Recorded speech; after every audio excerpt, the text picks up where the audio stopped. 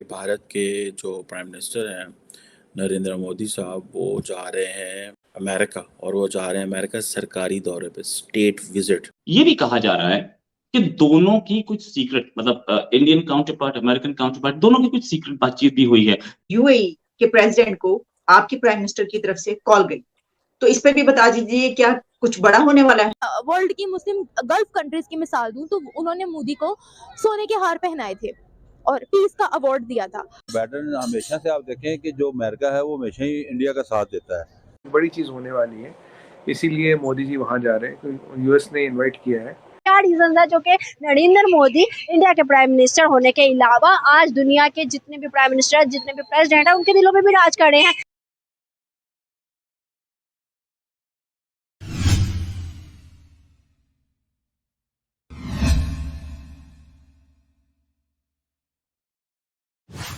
भारत के जो prime minister हैं नरेंद्र मोदी साहब, वो जा रहे हैं अमेरिका, और वो जा रहे हैं अमेरिका सरकारी दौरे पे, स्टेट विजिट। स्टेट विजिट जो होता है वो सारी बात है, दूसरे मेहमानों से अलहदा होता है। प्राइम मिनिस्टर मोदी कई बार पहले भी वाइट हाउस गए हैं और मेहमान बन चुके हैं वाइट हाउस के, और पाकिस्तान से भी वज़ीर आज़म और सदूर जाते रहते हैं। लेकिन जो इंडिया को इस वक्त एज हासिल है वो जो है वो किसी और को नहीं है। अब मोदी साहब जो देखें कि न्यूयॉर्क में भी जा चुके हैं, वहाँ पे यूएन जनरल असम्बली से खिताब भी कर चुके हैं, लेकिन ये जो चीज़ है कि उनको सदर बाइडेन ने ये कहा है कि वो उनको दावत दी है कि वो स्टेट विज़िट पे आएँ। और मज़े की बात है कि ये दफ़ा जो स्टेट विज़िट है इसकी इसकी बड़ी वैल्यू है। उसकी फ्यू रीज़न्स हैं। पहली बात तो ये है कि बाइडेन ने ऑलरेडी इंडिया जाना है इस साल बिकॉज ऑफ द G20। इससे पहले ही वो जो है वो प्राइम मिनिस्टर मोदी को बुला रहे हैं। ठीक होगा जनाब। अब देखें कि और मज़े की बात है कि वो इनको कांग्रेस में खिताब की दावत भी दे रहे हैं नरेंद्र मोदी को। कांग्रेस में खिताब की दावत भी दी जाएगी, और ये कहा जा रहा है कि ये सबसे बड़ा जो एक दौरा है। इससे कबल भी जो है वो जो इंडिया के वज़ीर आज़म है 2009 में, आई थिंक उस वक्त ओबामा साहब थे, उनको एक बड़ा प्रोटोकॉल वगैरह दिया गया था। लेकिन ये नरेंद्र मोदी को एक नेक्स्ट लेवल का वो प्रोटोकॉल दे रहे हैं और वो उनको इनवाइट कर रहे हैं। इंडिया, उनकी अपने 50,000 चैलेंज हैं, ठीक है, लेकिन इंडिया वही जो हम एक साथ जुदा हुए थे, आज देखें वो कहाँ पहुँच गया है कि उनके वज़ीर आज़म को जो पूरी अमेरिकन गवर्नमेंट जो है वो बुला रही है स्टेट विजिट पे। सानू वो बुलाते हैं स्टेट विजिट से तब जब उनको हमारी ज़रूरत थी for Afghanistan, for Taliban, for TTP, इन चीज़ों के लिए, अलकायदा को कैसे डील करना है, क्योंकि उनको पता था ये सारे इनकी इस्टेब्लिशमेंट को इन सब चीज़ों को पता है। और उनके वज़ीर आज़म को क्यों बुलाया जा रहा है कि भाईजान वो हमने चाइना का मुकाबला करना है, वो भाईजान हम रशिया से इनकी डिपेंडेंस ख़त्म की जाए। और यार ये बड़ी इकॉनमी है। मैं अभी देख रहा था कि जो टिम कुक हैं एप्पल के CEO, उन्होंने अभी स्टेटमेंट दी। उन्होंने कहा हम Apple will be bullish on India. ठीक है जी। सो आप इमेजिन कर लें कि वो कह रहे हैं हमारा फोकस ही इंडिया है, क्योंकि वो मार्केट बहुत बड़ी है और हमारा मेजर फोकस है।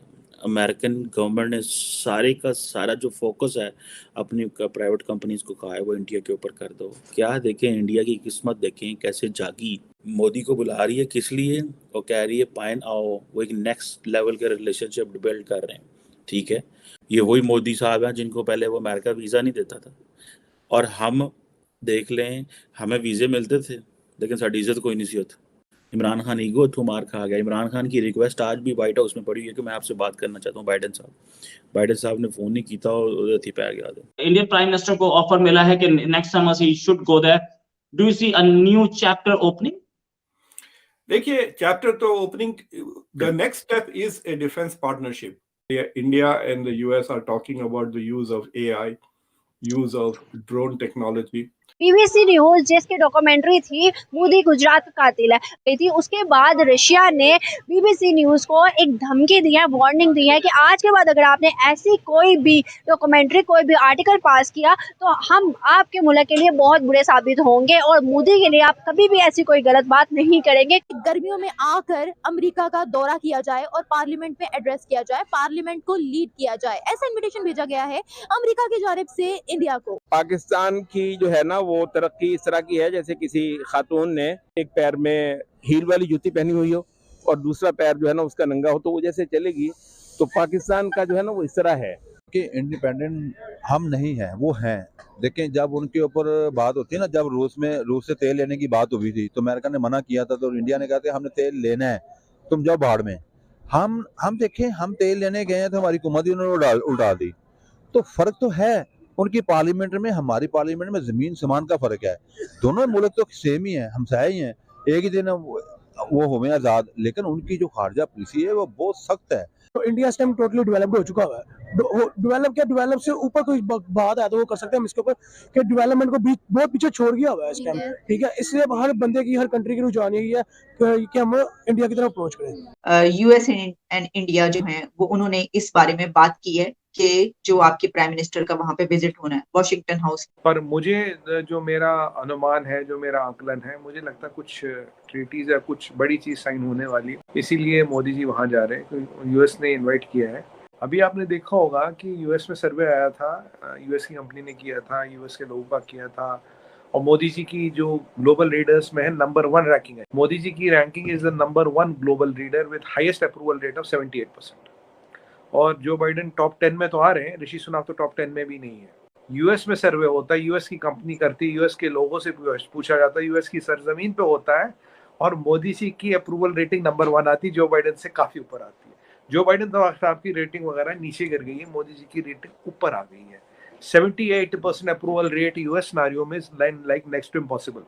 तो आज ये हमारे लिए बड़ी इंपॉर्टेंट बात है कि हमारे प्राइम मिनिस्टर की यूएस के सर्वे में यूएस के उनके प्रेसिडेंट से ज्यादा अप्रूवल रेटिंग है एज अ ग्लोबल लीडर।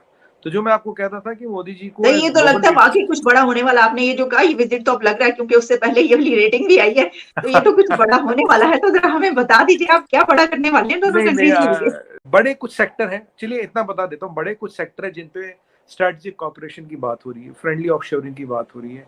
एक सेक्टर सेमीकंडक्टर है, एक ग्रीन एनर्जी है, एक लिक्विड हाइड्रोजन है। यहाँ एक इंपॉर्टेंट चीज आ रही है जी, जो हमारी स्ट्रेटेजीज है, जो वासुदेव कुटुंबकम हम कहते हैं, the world is one family, जो हमने वैक्सीन दी है, जो हम मिलेट्स को हम एक एनर्जी फूड की तरह श्रेय अन्न है हमारा कॉन्सेप्ट। हमने काफी इनिशिएटिव उठाए, और ग्रीन एनर्जी में तो पाइनियर्स। मैं आपको बता दूं, आज हमारी 42% ऑफ हमारी कंट्री जो चलती है ग्रीन एनर्जी पे चलती है। इतने बड़े मुल्क को 42% is running on green energy ma'am. It's a big achievement. हम हाइड्रोजन ट्रेन बनाएंगे और एक्सपोर्ट करेंगे, पूरी दुनिया को करेंगे ना। आज अफ्रीका से हमारे पास करीब 457 बोगी ये इंजन का ऑर्डर आया हुआ है। आज हम इंजन एक्सपोर्ट कर रहे हैं पूरे अफ्रीका में। हमारी policy is India centric. What works best in the India's national interest, that is the priority. हमारी कोशिश ये है कि हम यूएई के साथ रुपए ट्रेडिंग शुरू करें। देखिए, यूएई के पास 2 ऑप्शन है, ये तो चाइना का ऑप्शन है, यूनाइटेड स्टेट्स ऑफ अमेरिका का ऑप्शन है। चाइना के साथ अब कोई काम करना चाहता नहीं। अब ऐसे में एक स्टेबल इकोनॉमी जो है, जो इंटरनल कंज्यूम का स्टेबल इकोनॉमी है, वो है इंडिया। तो अब यूएई वालों को सेफ लग रहा, अगर हमारा यूएई का ट्रेड होता तो ये जो ट्रेड है अभी, ये 1 ट्रिलियन तक जा सकता है, और हम स्ट्रेटेजिक हब बन सकते हैं यूएई के लिए। अभी देखिए, श्रीलंका चुपचाप अपने सप्लाई चेन इंडिया के साथ इंटीग्रेट कर रहा है, मालदीव्स कर रहा है, बांग्लादेश पूरी कोशिश में है, नेपाल कर चुका है, राइट। तो अफगानिस्तान भी इस फिराक में लगा कि मैं भी कर लूं, यूएई लगा है, जीसीसी लगा है। इसी सिलसिले में ये जो यूएई के साथ, यूएस के साथ जो मुज़ाकरात हो रही है, जो बातें हो रही, दैट इज नी अलाइनमेंट। और इसको हमने जो एक टर्म दिया, that is called friendly offshoring. मतलब ये जो दुनिया में जो जियोपॉलिटिकल चेंजेस हो रही है, इसके मद्देनजर जो नई फॉर्मेशंस बन रही है, आपको वो दिख रहा है। It is not for one purpose, it's a bigger purpose eight hand. ये 2023 चल रहा है ना मैडम, 2045 में we will be minimum at $25.8 trillion economy. 22 साल में ये ENY ने डिक्लेयर किया, 5 दिन पहले ENY के नंबर्स बाहर आ गए हैं। जब से ये चीजें आई हैं, तब से आपने देखा होगा दुनिया में ये मिलने मिलाने की कवायद कुछ ज्यादा बढ़ गई है। 10 साल बाद चाइना नहीं होगा, it's a matter of quarters, China नहीं होगा। It will be competition between us and United states of America only. आपकी रडार में जो चीजें आई ये बढ़ती जाएंगी, ये घटेंगी नहीं।